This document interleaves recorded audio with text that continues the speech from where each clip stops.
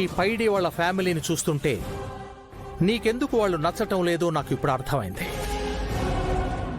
మన ఇంట్లో పనిచేస్తున్న వీళ్ల కూతురు గంగ నీకంటే బెటర్ పొజిషన్లో, తన కెరియర్ చాలా ప్రాస్పరస్గా ఉండి తనతో నిన్ను నువ్వు కంపేర్ చేసుకుంటూ నిన్ను నువ్వు తక్కువగా ఫీల్ అవుతున్నావు.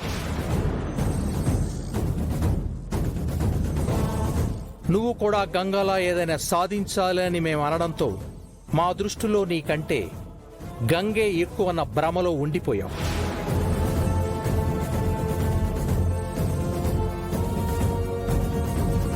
దీనివల్లే లేనిపోని ఆలోచనలతో ఫులిష్గా మాట్లాడుతూ వీళ్ళని బ్లేమ్ చేస్తున్నాం.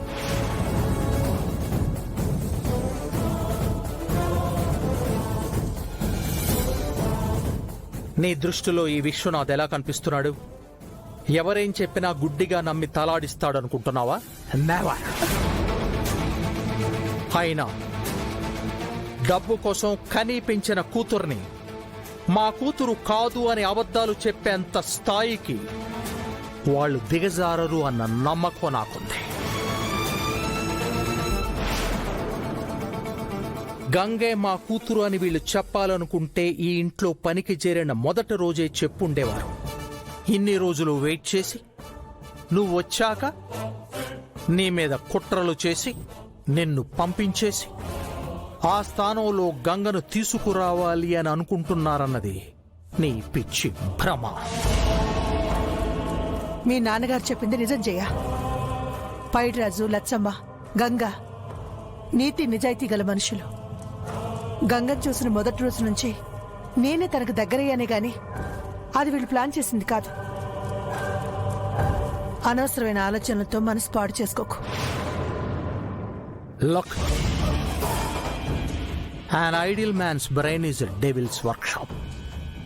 ఏమైనా పనికొచ్చే విషయాల గురించి ఆలోచించటం బెటర్. అండర్స్టాండ్? ఇంకెప్పుడు ఇలాంటి యూస్లెస్ మాటలతో వాళ్ళని బ్లేమ్ చేయకు.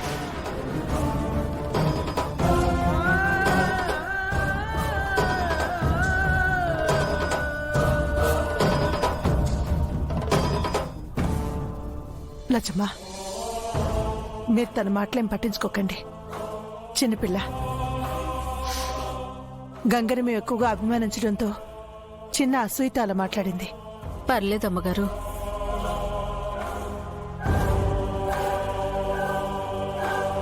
జయ, నాతో రా.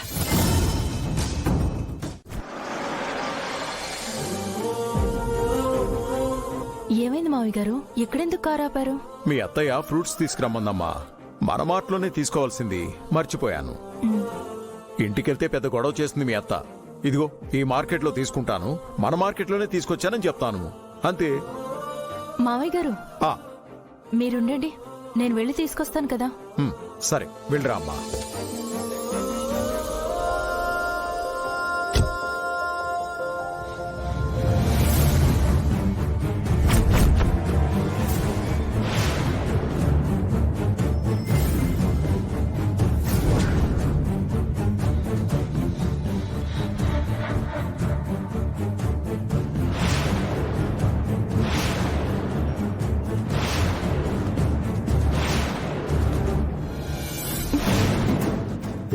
ఈ కాయ ఎంత?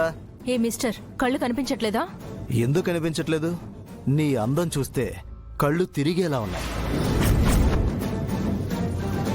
ఈ మార్కెట్లో ఎప్పుడు కనిపించలేదు. ఫ్రెషా? ఇడియట్స్. ఛీ. డజన్ ఎంత? ఇంతకీ రేట్ ఎంత? మీ రేట్ కాదు మేడం, పళ్ళ రేట్ అడుగుతున్నాను. నోటికొచ్చినట్టు మాట్లాడితే పళ్ళు రాలిపోతాయి.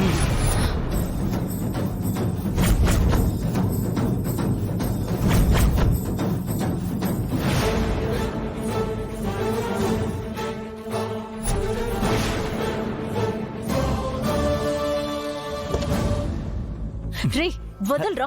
అరే వదలు. చేతులేంటి ఇంత మెత్తగా ఉన్నాయి? వదులు, మర్యాదగా చెప్తున్నాను, వదులు. చాలా స్మూత్ గా ఉన్నాయి మీ చేతులు. ఏం సబ్బు వాడుతున్నారు? ఏమైందండి? What happened? ఏంటి? రండి, ఇలా కూర్చుంది. రండి. స్నేహ, వెళ్ళి మంచినీళ్ళు తీసుకురా. సరే పెద్దమ్మా.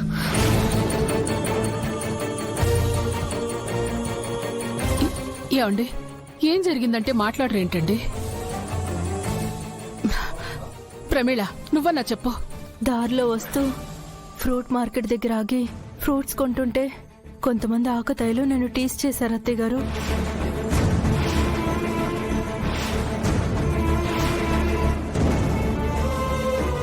మామయ్య గారు వాళ్ళ మీద సీరియస్ అయ్యారు. మాట మాట పెరిగి పెద్దవాళ్ళని కూడా చూడకుండా వాళ్ళ మామయ్య గారిని నెట్టేసి చేయి చేసుకోబోయారు.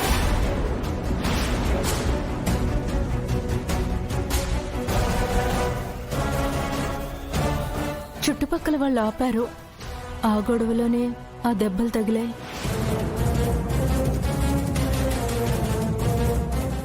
ఎవరా ఈడియట్స్? పెదనాన్న మీరెందుకు గొడవ పడ్డారు? నాకు ఫోన్ కాల్ చేయాల్సింది, నేను వచ్చామని కదా.